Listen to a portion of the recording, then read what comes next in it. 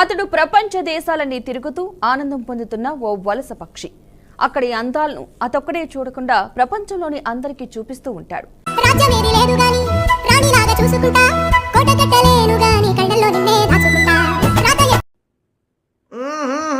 రాజాజీ ముందుగా ముడ్సల్ జ్యోతిష్యాలయం నుంచి అందరికీ దీపావళి శుభాకాంక్షలు. మా గురువు గారు బుడ్డబాబా గారి ఆశీర్వాదం మీకు ఎప్పుడూ ఉంటుంది.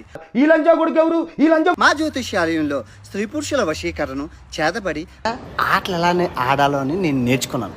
ఇంటర్నేషనల్ పిచ్చుల మీద ఆటలు ఎలా ఆడాలని నేర్చుకున్నాను. గర్వంగా చెప్తానండి. ఇప్పటికీ నా మడ్డ, నా లవడ, నా వట్కాయ్, నా సొల్లకాయ్ 50 దేశాల్లో నేను ఆటలాడాను. 50 దేశాల్లో ఆటలాడాను, 7 ఖండాల్లో ఆటలాడాను. ఇప్పుడు గడిచిన 10 సంవత్సరాల్లో 100 పిచ్చుల మీద నేను ఆటలాడాను. మొత్తం అర్థమైపోయింది. ఈ ప్రపంచంలో ఏమీ లేదు. నా లవడ ఆటలాడాను, 7 ఖండాల్లో ఆటలాడాను. ఇప్పుడు గడిచిన 10 సంవత్సరాల్లో 100 పిచ్చుల మీద నేను ఆటలాడాను. ఇంటర్నేషనల్ పిచ్చుల మీద నేను ఆట ఆడుతుంటే అందరూను సాహో తెలుగువాడ నిజంగా సూపర్.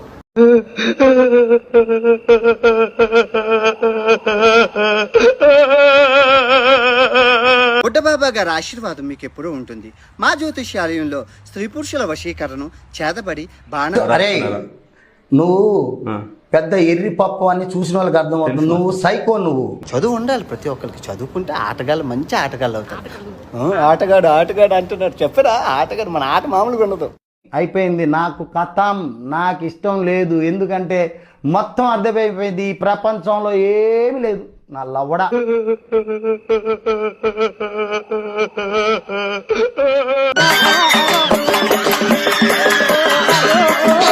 అయిపోయింది. నాకు కథం, నాకు ఇష్టం లేదు. ఎందుకంటే మొత్తం అర్థమైపోయింది. ఈ ప్రపంచంలో ఏమీ లేదు. నా లవడ